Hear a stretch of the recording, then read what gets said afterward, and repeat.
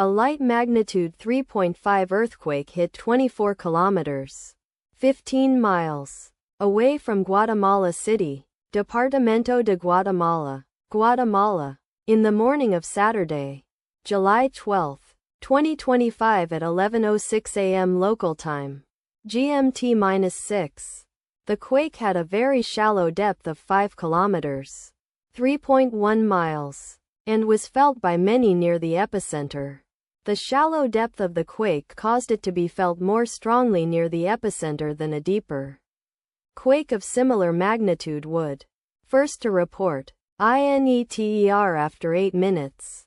The earthquake occurred 1 day 21 hours after a magnitude 3.8 earthquake had hit on Thursday, July 10, 2025, at 2:22 p.m. GMT-6 local time, in 7.9 kilometers, 4.9 miles, distance to the west. Data source from Volcano Discovery. Did you feel it? Let us pray. May the earthquake that occurred not affect our brothers and sisters there. May the earthquake not happen again. And may God protect everyone. Amen.